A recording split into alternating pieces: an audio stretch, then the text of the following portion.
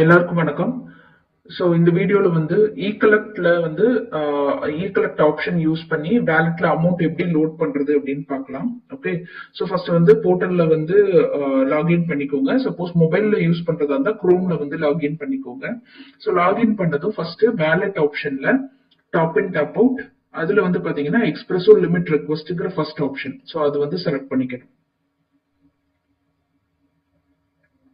So first இ-கலெக்ட்னா என்ன அப்படிங்கிறது சொல்லிடுறேன். இ-கலெக்ட் வந்து மெத்தட் வந்து பாத்தீங்கன்னா ஆன்லைன்ல டிரான்ஸ்ஃபர் பண்றது. ஓகே.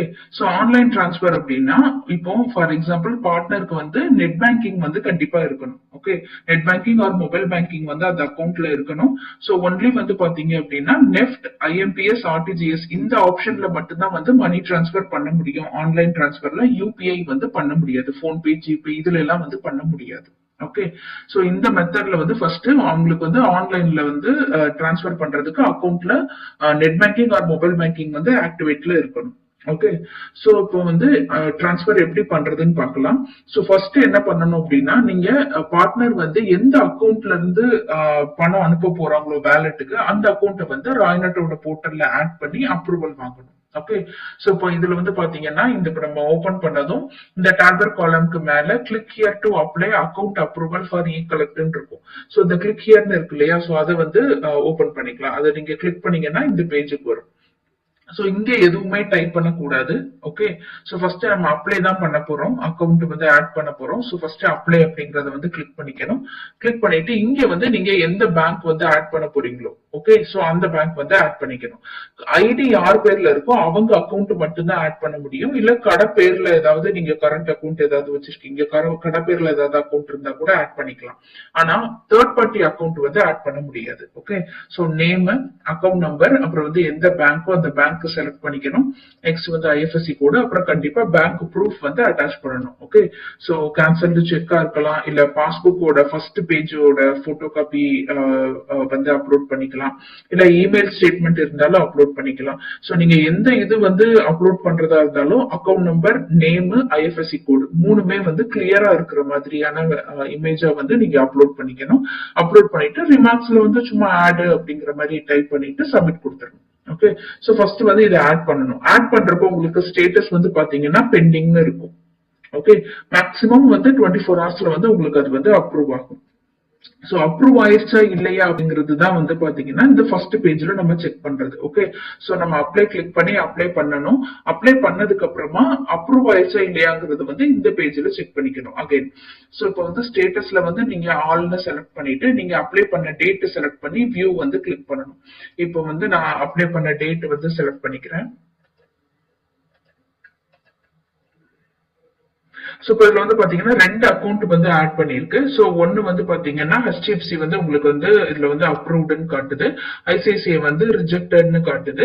சோ இப்போ இந்த மாதிரி ரெண்டு இது இருக்குது இல்லையா, சப்போஸ் இஃப் இன் கேஸ் இந்த மாதிரி ஏதாவது ரிஜெக்ட் ஆச்சு அப்படின்னா என்ன ரீசன் இதுலயே கொடுத்திருப்பாங்க.